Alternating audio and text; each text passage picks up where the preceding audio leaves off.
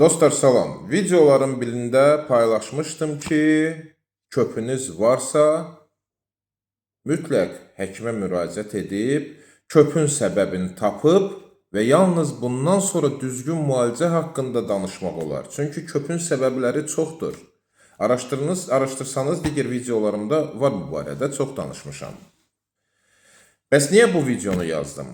İlkin olaraq səhifəni bəyənin, videonu paylaşın, bir çox insanın məlumatı olsun.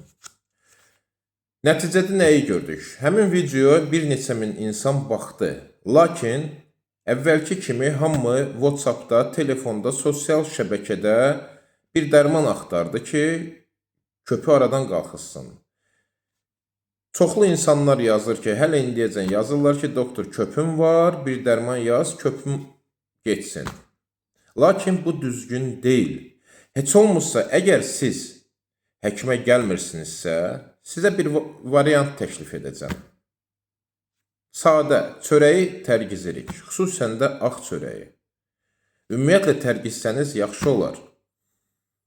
Çörək niyə köp yaradır? Çörəyin tərkibində karbohidratlar var, hansı ki, həzm pozğunluğu zamanı və yaxud da sona qədər həzm olunmayanda qazlar yaranır. Hidrogen qazı, metan qazı, karbon qazı.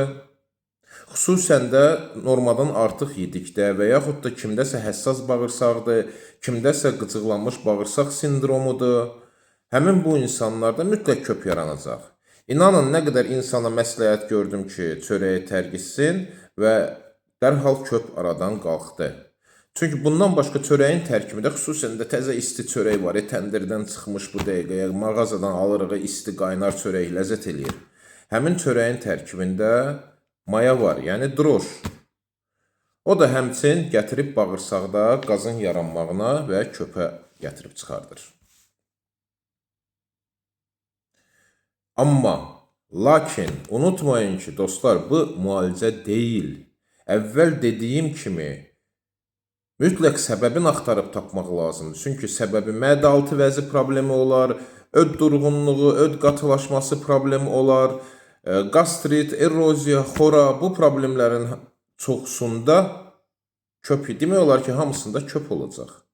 Ona görə yalnız heç olmazsa həkimə gəlmirsinizsə, müvəqqəti olaraq çörəyi tərgizin, baxın görün effekti necə olacaq. Amma dediyim kimi düzgün odur ki, gəlin müayinə olunun və düzgün müalicə olunun. Çox sadə bir variant təklif elədim. Heç olmazsa bunu edin. Videonu paylaşın, səhifəni bəyənin. Çox sağ olun, minnətdarım.